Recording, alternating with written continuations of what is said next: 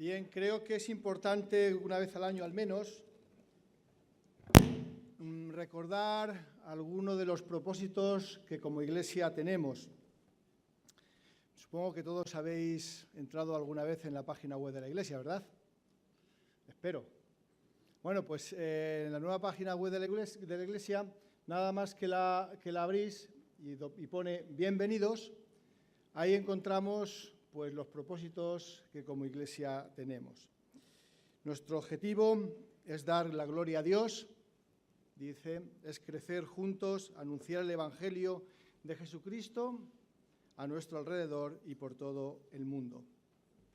Y es precisamente de uno de esos propósitos de los que quiero en esta mañana pues llamar vuestra atención y de alguna manera pues cerrar también el círculo de la predicación que hice la última vez. No voy a pedir que levantéis las manos todos los que os acordéis porque a lo mejor puede ser decepcionante para mí, pero bueno, de alguna manera es cerrar el círculo a aquella predicación. Y ese propósito tiene que ver con crecer juntos. Y a lo mejor algunos os estáis preguntando, ¿pero qué es lo que tiene que crecer? Tiene que crecer el número de personas que estamos en la Iglesia, tiene que crecer el conocimiento que tenemos del Señor Jesús. ¿Qué es lo que tiene que crecer? ¿Y de qué forma práctica va a crecer al lado de otra persona? Porque decimos que queremos crecer, pero queremos hacerlo juntos. ¿Recordáis? La última vez que prediqué decía que Dios está atrayendo a hombres y mujeres para tener precisamente una relación con ellos. Una relación basada en la fe y en la confianza en Él. Y decíamos que el punto de partida era precisamente esto que tenemos detrás, la cruz.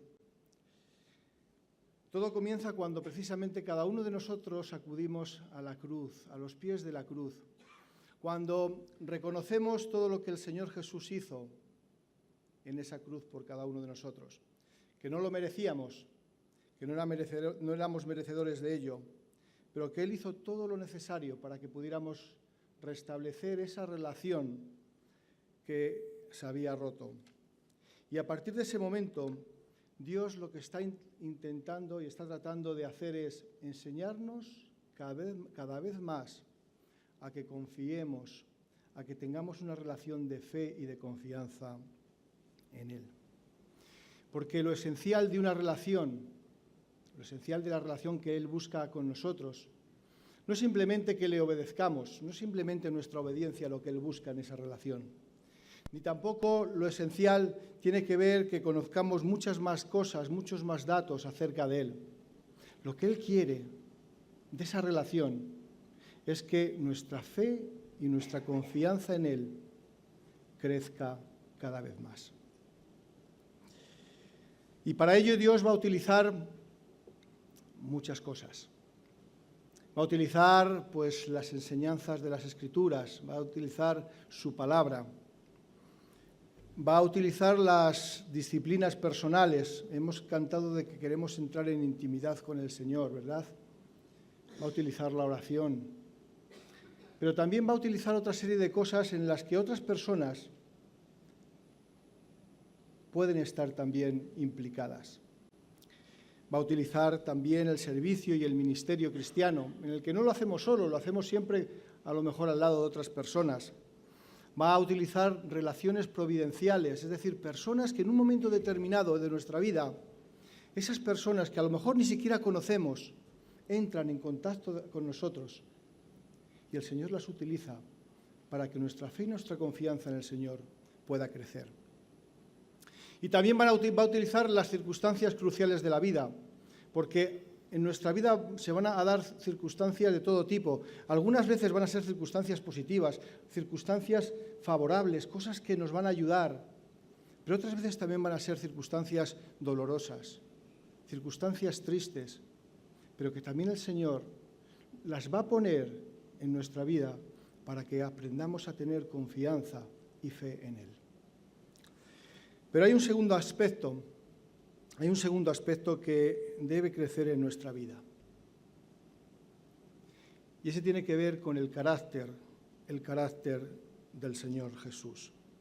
El apóstol Pablo lo decía de una manera pues, muy concreta. ¿Recordáis en la epístola que él escribe a los colosenses? Él dice que él trabajaba a fin de presentar perfecto a todo hombre.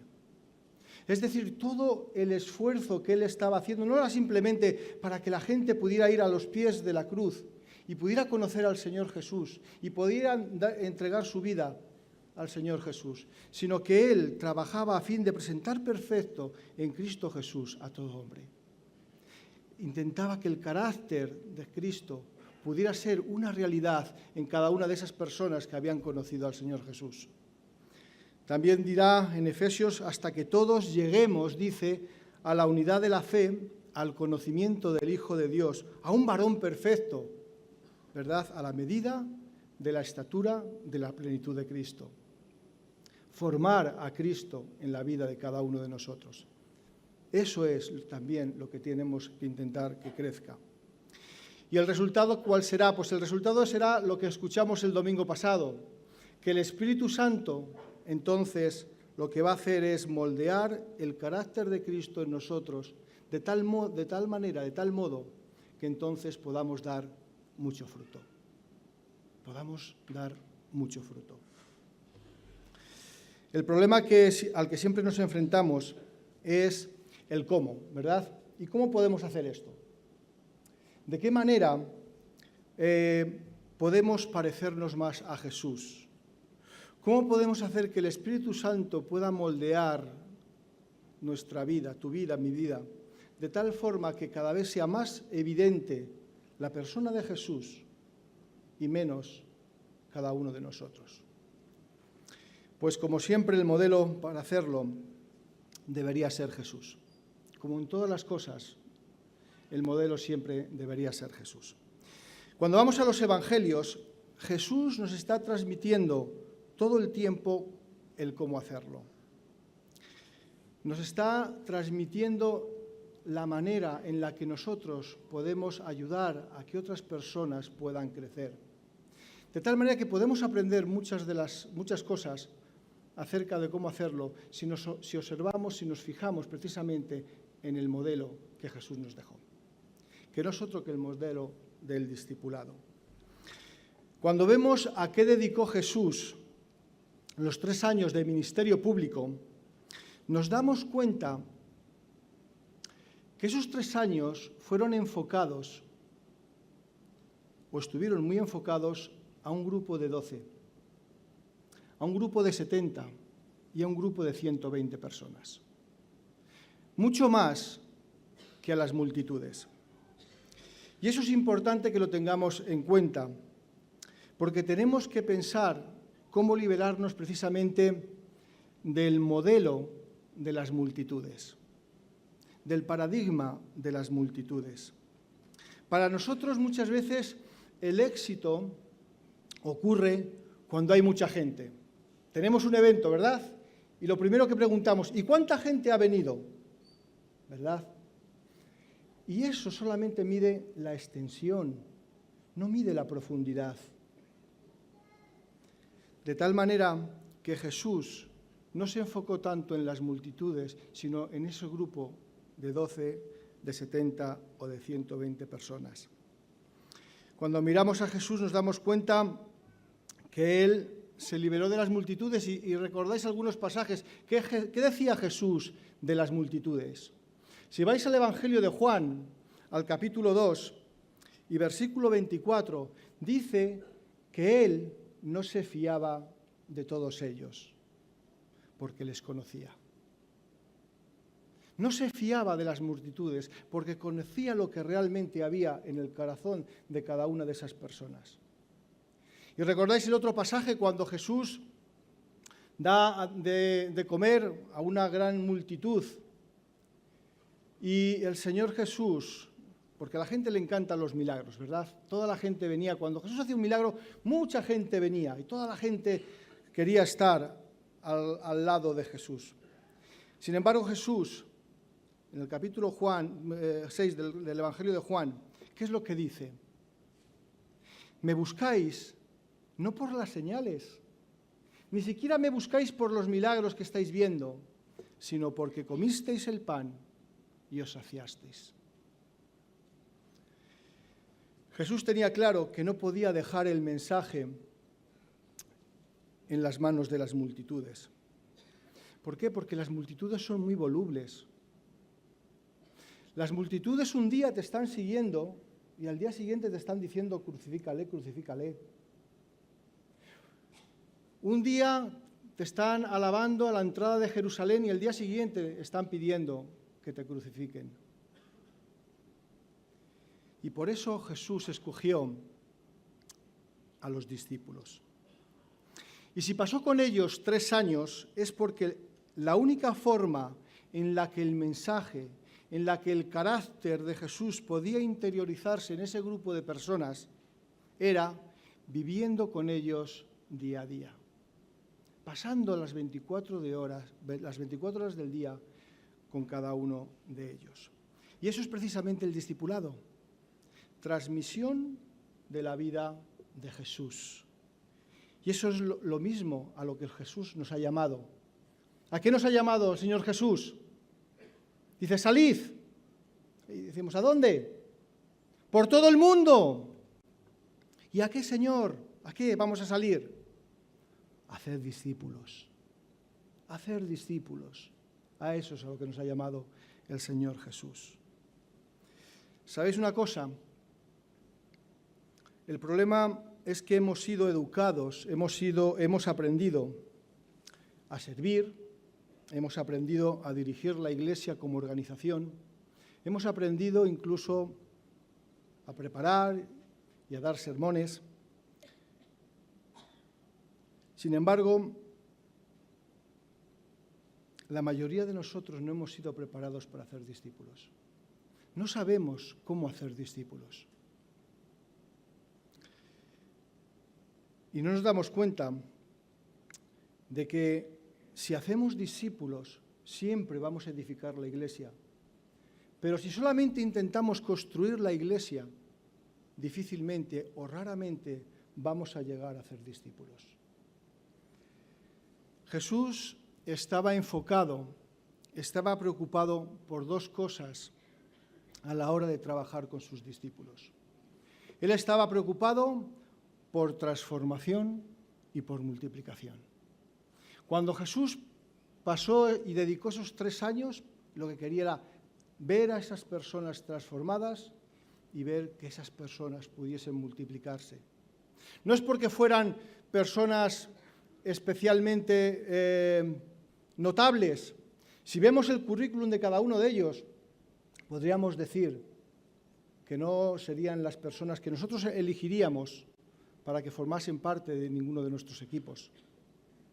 Sin embargo, el Señor Jesús no estaba pensando solamente en esas personas, estaba pensando en 40 millones de españoles.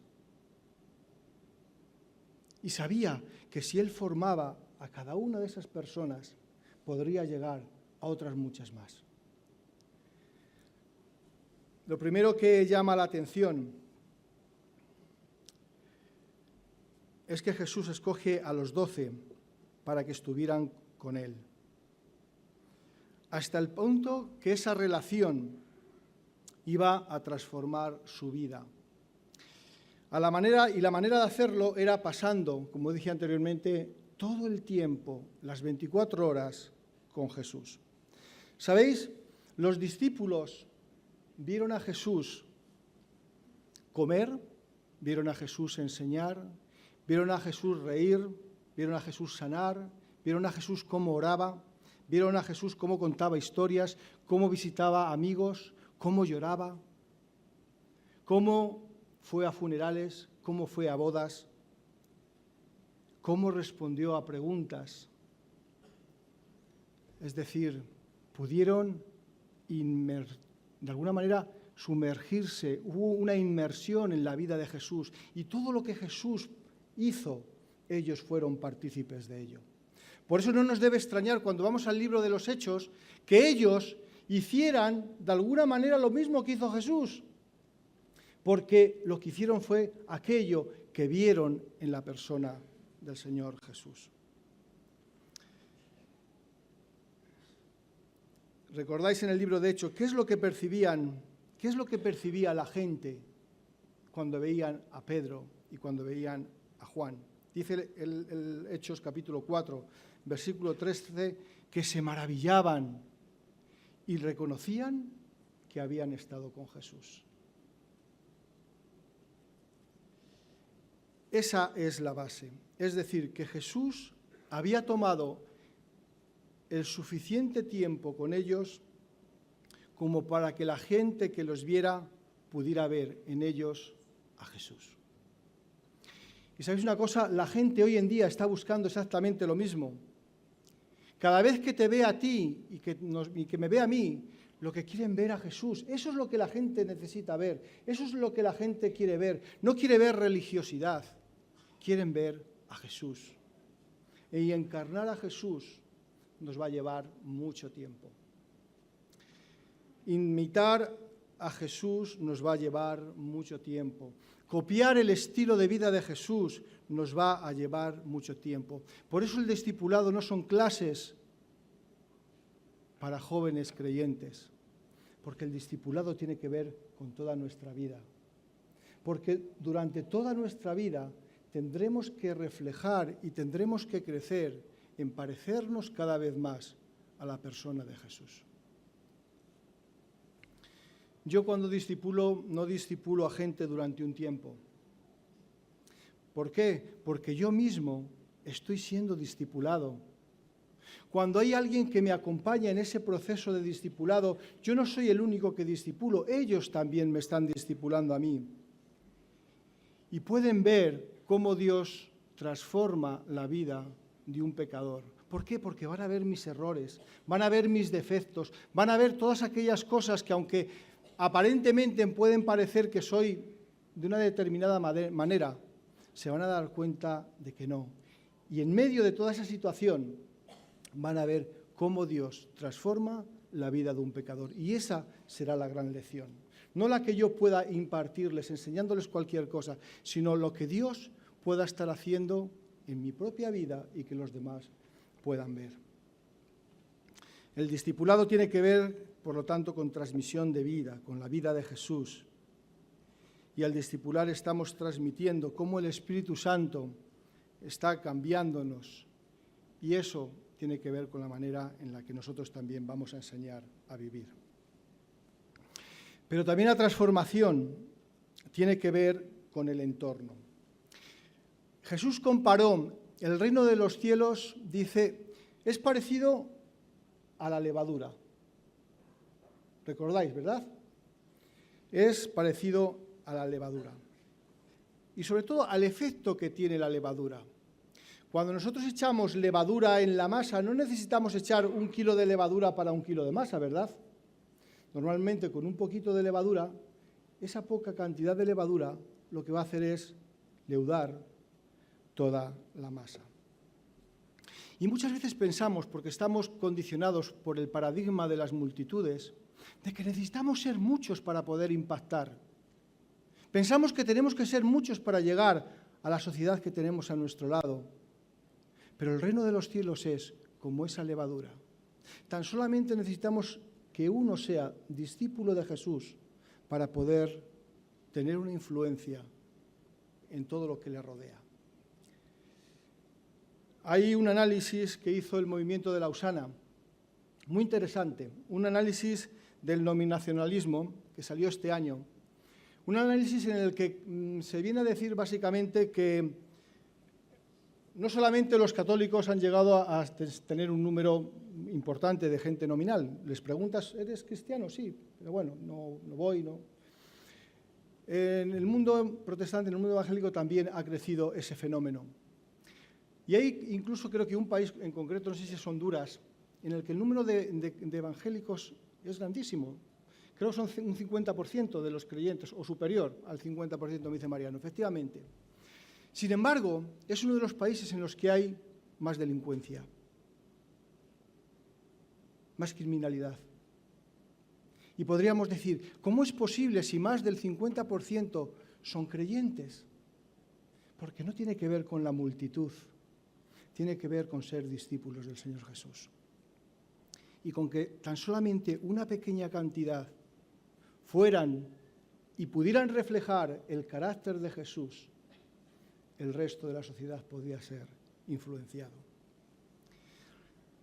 Fijaros lo que dice en Hechos capítulo 4, versículo 16, cuando Pedro y Juan hacen los milagros, cuando Pedro y Juan es tan evidente lo que ellos están haciendo que pueden reconocer en ellos y en lo que ellos dicen a la persona de Jesús, y entonces intentan que ellos se callen, que no digan nada, que no vuelvan a hablar más del nombre de Jesús. Dice, ¿qué haremos con estos hombres? Pues es notorio a todos los que moran en Jerusalén, y no lo podemos negar. Y no lo podemos negar. Es notorio. Todo el mundo en Jerusalén pueden ver en esos hombres a la persona de Jesús. Lo mismo ocurrió en Tesalónica, cuando Pablo fue a predicar, y recordáis el pasaje en Hechos también, versículo 17, versículo 6, capítulo 17, versículo 6, cuando Jasón y Pablo, y dice, de alguna manera todos los que estaban allí en la ciudad, dice, estos que trastornan el mundo entero, también han venido acá. ¿Y cuántos eran los que había en Tesalónica en aquel entonces? Posiblemente unos cuantos cristianos, unos cuantos discípulos de Jesús. Estos que trastornan el mundo entero han venido también acá. Por lo tanto, la transformación también se va a dar en el entorno en el que nos encontramos. Bien, me gustaría dar un ejemplo práctico. ¿Cómo esto podemos hacerlo? ¿Es posible que nosotros poder poner en práctica el modelo de Jesús? ¿Es posible nosotros ser discípulos y hacer discípulos que a su vez hacen más discípulos? ¿Eso es posible? Os voy a explicar, a modo de aplicación, cómo podría ir. Durante 1 año y medio, convencido precisamente de que esto es una necesidad, no solamente en nuestra iglesia, sino en el pueblo de Dios, de que necesitamos trabajar cada vez más el tema del discipulado. Pues desde hace 1 año y medio empecé convencido de que el Señor me estaba guiando a trabajar en este sentido, con 2 hermanos de la iglesia. Y oré al Señor para que me diera 2 personas con las que empezar. Esas personas han sido Ángel, Corros y Julio César. Y voy a pedirles que vengan, voy a pedir que vengan para acá, antes de continuar intentando explicar cómo podría ir esto. Me gustaría que ellos pues también pudieran explicar qué es lo que ha supuesto este 1 año y medio que hemos pasado juntos, en el que hemos experimentado de todo. Hemos llorado juntos, nos hemos conocido mucho más. Pasar. Y hay elementos que yo creo que son de mucho valor. Me gustaría que ellos simplemente pudieran decir algo y luego continuaremos cómo podríamos hacer esto. Buenos días. Sí, ahora. Bueno, pues la verdad es que poco tengo que decir. Hay muchas cosas que hemos aprendido, pero la que más, digamos que ha impactado en mi vida es llevar compañía. ¿No? Hace poco escuchaba a alguien predicar y decía, si vas a hacer un camino rápidamente, ve solo, pero si vas a ir lejos, lleva compañía. Y esto ha sido para mí lo más fundamental, entender el discipulado como una manera de aprender a vivir conforme al Evangelio de Jesucristo, pero además de compartirlo con hermanos, que no es tanto que alguien te enseñe qué es la fe cristiana, cómo debes vivir, cómo estudiar la palabra, sino hacer eso en acción, ¿no? Y compartiendo tiempo juntos. Y como dice Miguel, hemos pasado muy buenos ratos juntos, hemos compartido café, meriendas, bizcochos, pero lo importante ha sido vernos, ¿no? El día a día, cómo Jesús nos mostraba algunas cosas, cómo podíamos enfrentarlas y cómo apoyarnos también en oración. Y bueno, es esto bíblico, es esto el modelo que Jesús quiere para nosotros. Bueno, yo pienso en los discípulos de hace 2000 años, ¿no? A los Pedro, a Andrés, Juan, Felipe, Bartolomé. Y pienso cuando Jesús se marchó y cómo hacían, ¿no? Pues estando juntos y juntos compartiendo aquellas vivencias, pues imagino que pudieron crecer y pudieron también lanzarse a compartir el Evangelio con otros. Os animo también a escuchar al Señor en vuestro corazón con este tema y que espero que también podáis participar. Bueno, a mí cuando me propuso Miguel el que pudiésemos hacer esto, dije, si yo discipulado ya hemos hecho de muchas maneras y grupos también hay de muchas maneras y sobre todo parece como que es cuando tienes poco conocimiento del Señor y te guía alguien que sabe un poquito más y bueno, pues te intenta explicar y enseñar la doctrina y qué es lo que significa la fe cristiana. Pero lo que sí que me he dado cuenta y lo que sí que he podido aprender durante este tiempo es que necesitamos de compañía, necesitamos de andar juntos y andar de la mano. Y la verdad es que en los grupos, por ejemplo, de grupos de hogar que tenemos, que una gran mayoría de nosotros estamos involucrados, pues sigue siendo un grupo grande y muchas veces no nos abrimos lo suficiente o no interiorizamos con otra persona de las cosas que nos preocupan o de cómo somos o de dónde venimos y qué es lo que pensamos. Y el estar en un grupo así como, pues esto, de 3, pues nos ha ayudado, y eso sí que lo puedo decir, a conocernos mejor, a saber cada uno de nosotros un poquito más, a ser sinceros, a compartir las cosas que nos preocupan y a compartir sobre todo el carácter de Dios entre nosotros. Y yo tengo que dar las gracias tanto a Miguel como a Ángel por lo mucho que ellos han sido para mí este año y también lo mucho que me han enseñado. Y eso sí que os lo puedo garantizar, que ahora el verles les veo con otros ojos, porque sé más de ellos y me enternece mucho más el poder estar con ellos. Y también he aprendido que, y esto para terminar, que aunque haya días malos y aunque haya muchas cosas que nos preocupen, siempre ponemos los ojos arriba y los ojos en Dios. Y nos ha ayudado a estar juntos en esa situación, el poder orar y el poder saber que estaban ahí. Gracias, hermanos. Bien, pues simplemente decir que lo hemos dejado, pero no es porque, digamos, pues hasta aquí hemos llegado y ya está. Precisamente porque lo que queremos es crear una cultura de discipulado en nuestra iglesia. Queremos que esto se multiplique. Y a partir de este mes, pues sí, ya no estaremos juntos, como hemos venido haciéndolo durante este año y medio, prácticamente casi todas las semanas o cada 15 días en algunas ocasiones. Y en los últimos 2 meses hemos estado orando, cada uno de nosotros y en conjunto. Hemos estado orando para que el Señor pues, me diera a mí otras 2 personas, a Ángel otras 2 personas, a César otras 2 personas. Y bueno, pues da gracias al Señor ya tenemos cada uno 2 personas, ¿no? Ahora ya somos 9. Y sí me gustaría al menos explicar algunos elementos a tener en cuenta. Porque no hay un método, esto no es ningún método. Sí, al menos tener 3 elementos en cuenta que vemos en lo que Jesús hizo con sus discípulos. Si hay algo que tenemos que imitar es al Señor Jesús. Y al menos intentar reproducir estos tres elementos. El primer elemento que hemos intentado mantener y sobre el cual creemos que es importante tiene que ver con las relaciones. Lo primero que tenemos que tener muy claro es que este es un proceso relacional.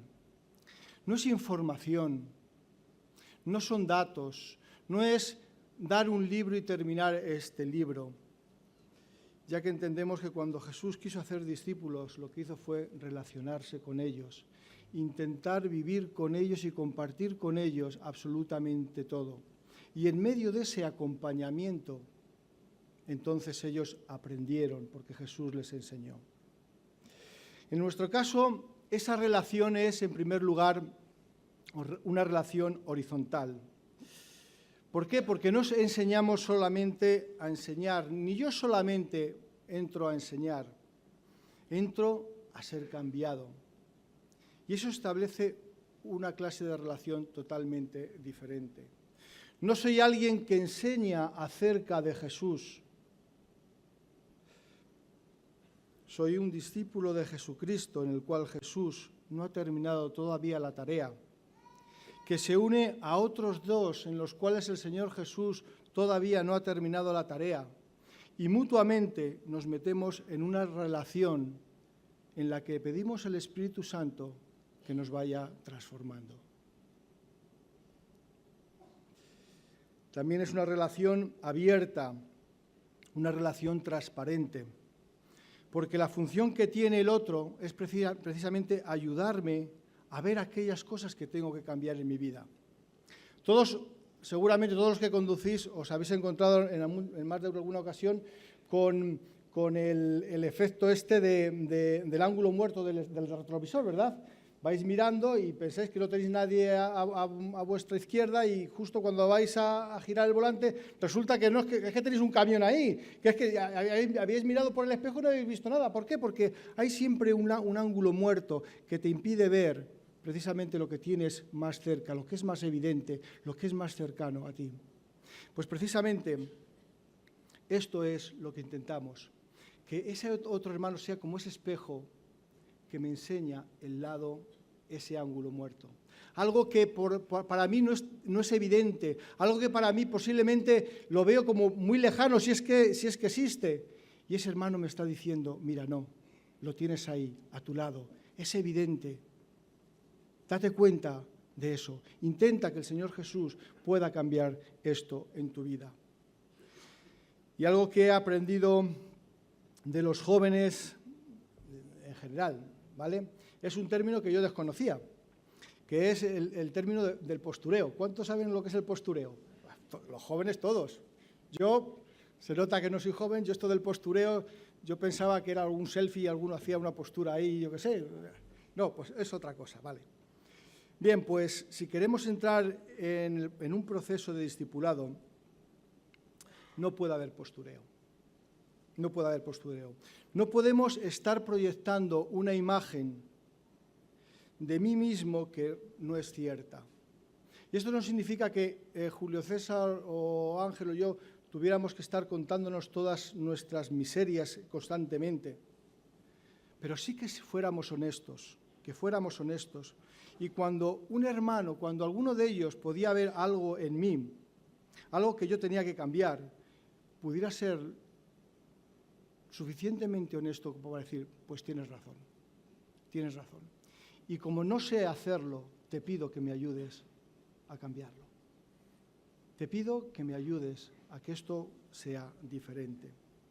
Y es por eso que tenemos que buscar espacios donde podamos ser auténticos, donde Dios pueda actuar, espacio donde podamos precisamente dejar de conocer a otros, no de la manera en la que nosotros muchas veces los hemos visto, sino como realmente son.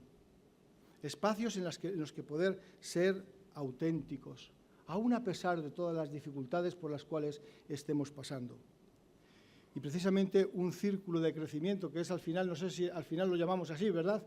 Un círculo de crecimiento puede ser ese espacio de intimidad, donde podamos ser precisamente nosotros mismos, sin necesidad de tener que estar proyectando una imagen que muchas veces no se corresponde a la realidad. Procuramos también que haya una relación entre nosotros de reafirmación. ¿Recordáis cómo comenzó el ministerio público de Jesús? El ministerio público de Jesús comenzó escuchando Jesús al Padre. Solamente hay dos momentos en los que la voz del Padre se oye de una manera audible, o sea, Jesús la oye audiblemente.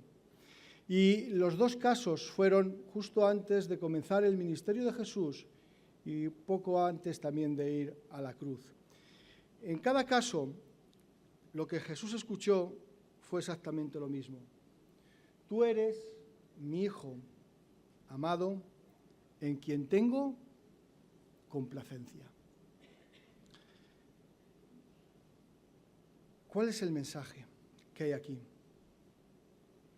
Identidad, eres hijo, sentimientos, eres amado, y aceptación, en quien tengo complacencia. Y vemos que Jesús tuvo que hacer eso en más de alguna ocasión con sus discípulos. ¿Recordáis que uno de los discípulos, Pedro, le negó al Señor Jesús en 3 ocasiones? Y eso no podía terminar así. Y Jesús tuvo que cogerle aparte, porque Jesús quería que Pedro tuviera un papel importante en el crecimiento de la Iglesia. ¿Y qué credibilidad, qué autoridad iba a tener si había sido el que había traicionado al Señor Jesús?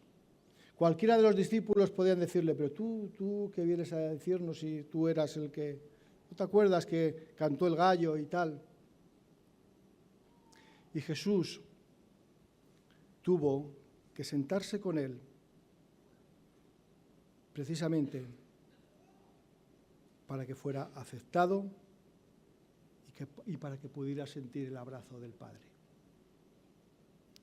Durante este año y medio yo he tenido momentos complicados y gracias a que he tenido a César y a Ángel a mi lado, he podido sentir el abrazo del Padre en momentos en los que yo necesitaba precisamente aceptación, identidad, sentirme amado.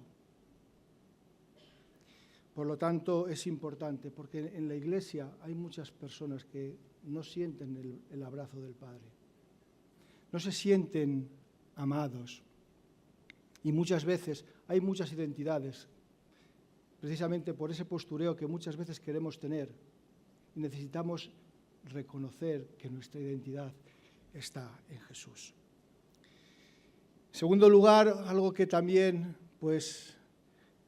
ha implicado algo importante en esta experiencia de discipulado ha sido el estar sometidos a la verdad. Este es un ingrediente que no queremos que falte. Queremos estar sometidos a la verdad. ¿Creéis que la palabra de Dios puede cambiar vidas? ¿Creéis que puede cambiar vidas la palabra de Dios? Yo lo creo. Yo conocí al Señor leyendo la Biblia durante 6 meses. Durante 6 meses, solamente con la palabra de Dios delante de mí, llegué a conocer al Señor. La palabra de Dios fue la que cambió realmente mi vida. Y la palabra de Dios no solamente tiene la capacidad para que la gente pueda entregar su vida al Señor, sino que también tiene la capacidad de poder irla transformando.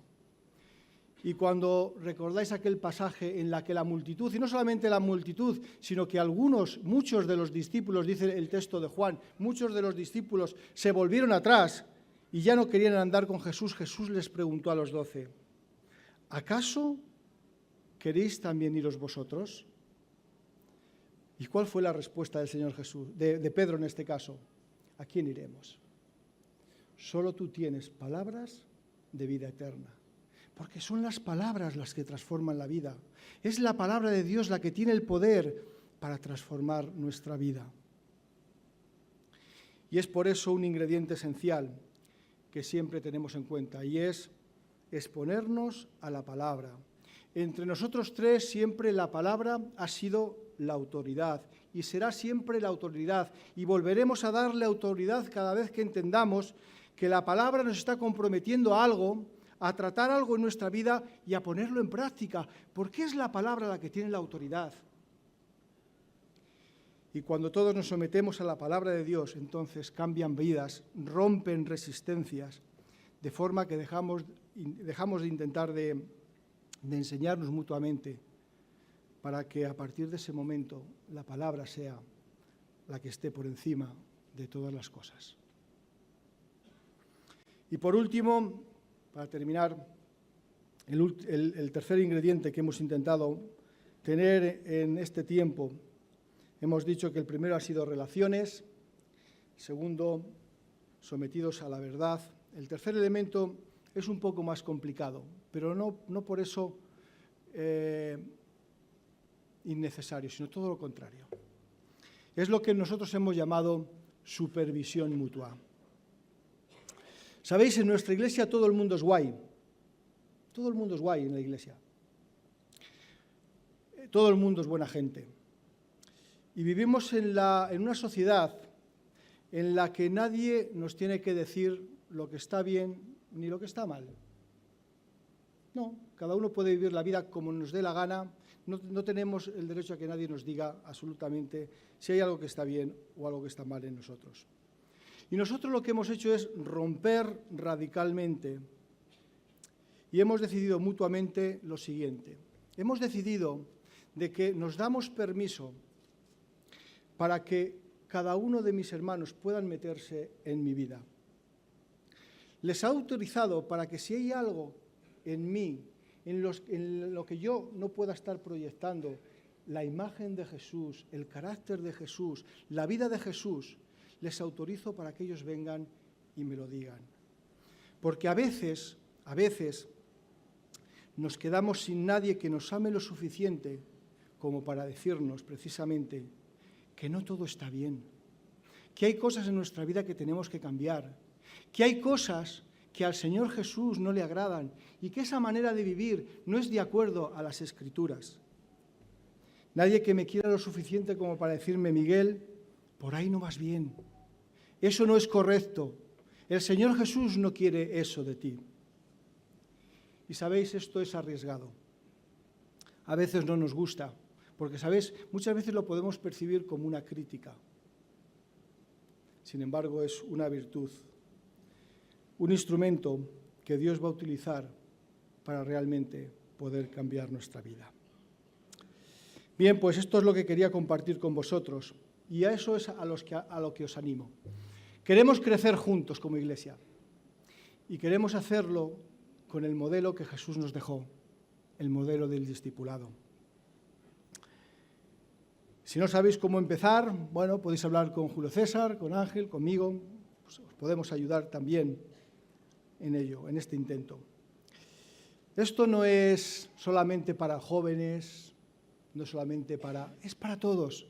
No importa si llevas 40 años en la iglesia o de creyente, no importa si te acabas de convertir.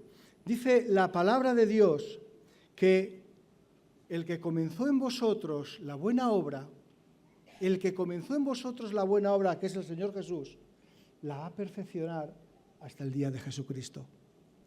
Y que yo sepa, todavía no ha llegado ese día, y que yo sepa, todavía estamos todos en un proceso de crecimiento, de parecernos más al Señor Jesús. Esto, por lo tanto, no es un programa. Si estáis pensando en un programa y queréis saber pues, todos los detalles del programa, pues siento tener que deciros que no es un programa. No hay un programa. Es algo más orgánico, ¿sabéis? Y todo lo que es orgánico tiene una ventaja. Y es que en lo orgánico opera un principio que es por sí mismo. Y el Señor pone en su iglesia siempre procesos orgánicos. Te lo explico con el ejemplo de una planta. La planta tiene en su interior un principio, y es que la planta crece sola. Solamente necesita que haya agua y que haya luz. Y la planta crece sola.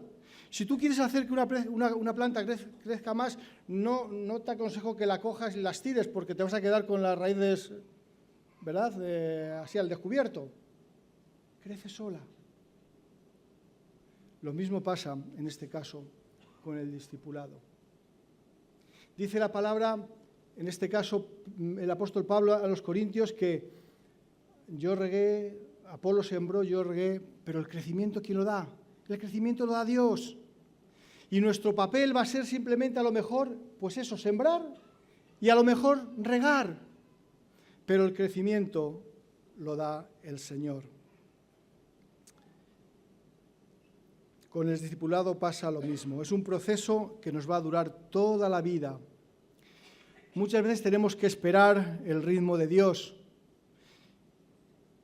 y nos pone a nosotros en nuestro lugar, porque ya hay cosas que muchas veces nosotros queremos acelerar y no es cuestión de acelerarlas.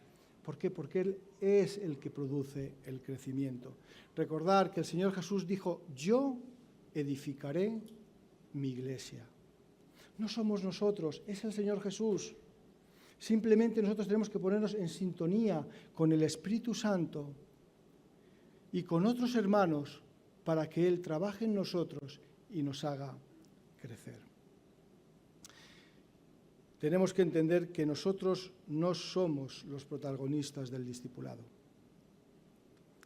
Y sabéis, eso ayuda un montón. Eso desestresa un montón. Pasas a disfrutar mucho más. Porque cuando hablo con mucha gente de la iglesia, dice que la iglesia se está convirtiendo en un agobio, en algo que les estresa. Sin embargo, la iglesia es disfrutable. Ser iglesia de Cristo es estupendo, es genial crecer, ser el instrumento de Dios para que podamos crecer y nos podamos parecer más al Señor Jesús. Y eso es algo que ninguno de nosotros podemos perdernos. Pero solamente depende de la actitud que queramos tener. De si simplemente nos queremos quedar en nuestra condición, que sí, hemos creído en el Señor Jesús, o nos damos cuenta de que lo que Él quiere es algo más, transformación y multiplicación. Pídele al Espíritu Santo que te guíe, pídele al Señor que te ilumine en este área, y no necesitamos nada en particular, no es ningún método, no hay ningún programa detrás, simplemente el ponerte en los pies del Señor Jesús.